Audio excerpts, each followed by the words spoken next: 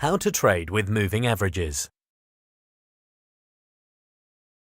In this lesson, you will learn what a moving average is, how a moving average can be used, how you can use multiple moving averages to define trends, the different types of moving averages, how moving averages can be used as support and resistance, and finally, how to use a moving average crossover to find trend changes.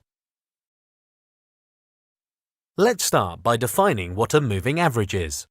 A moving average displays the average value of an asset over a set period of time.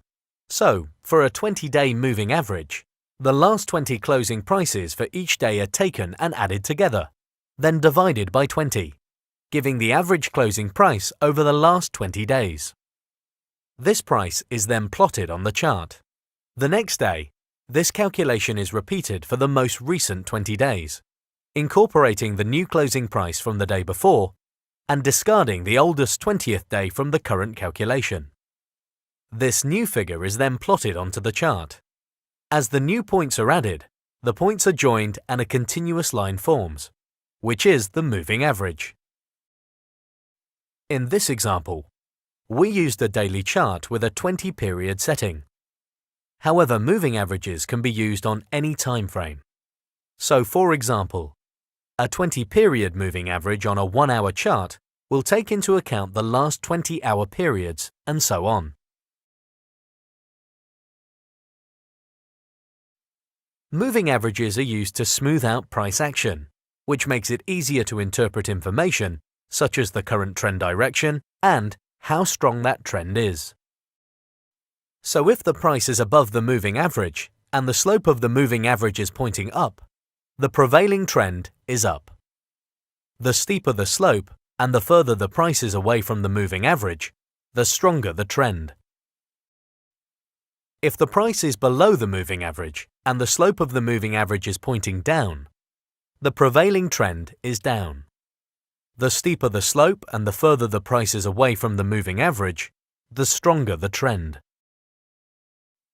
There are no specific rules when choosing the number of periods you should use for a moving average.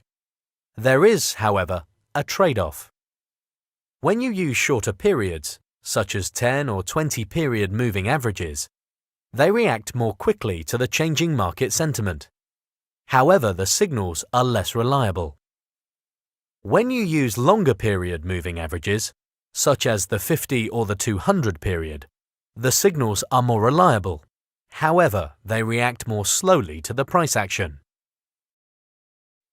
The moving average can be set to any period by adjusting the setting in your charting software. The shorter 10-period moving average travels closer to price, giving more signals, but prone to more false signals. The medium 20-period moving average will appear smoother with fewer trading opportunities presented.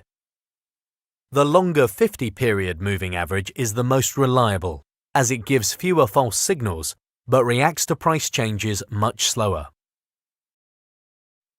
When you determine the trend using a moving average, you must take into account the period setting of the moving average used.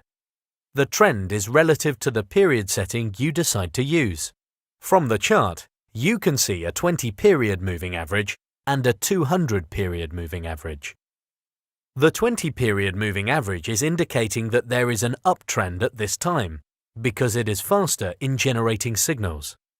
A small change in price action will affect the direction of this shorter period moving average, whilst the 200-period moving average is indicating a downtrend because it is slower in generating signals, and the direction of the moving average is based on longer-term price action.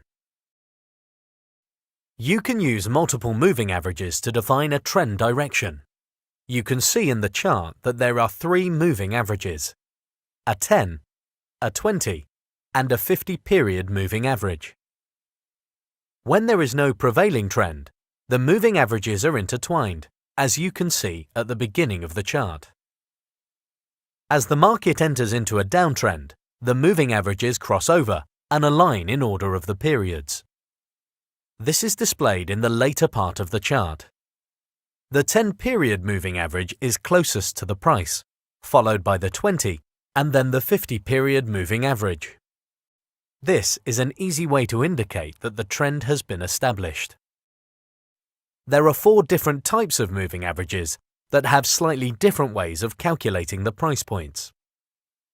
The simple moving average, for example, places equal emphasis on each closing price from each period.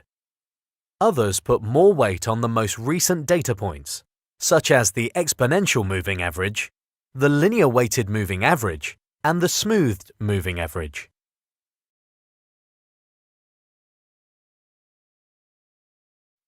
Moving averages can also be used as support and resistance. This illustration shows a moving average being used as support. In an uptrend, you enter into a long trade when price touches the moving average, which acts as support. You put your stop loss underneath the moving average. Here you see an example of a moving average acting as resistance. In a downtrend, you can enter once the price pulls back to the moving average, which acts as resistance. You put your stop loss above the moving average. Moving averages can also be used in conjunction with one another to identify a change in the trend. These are called moving average crossovers.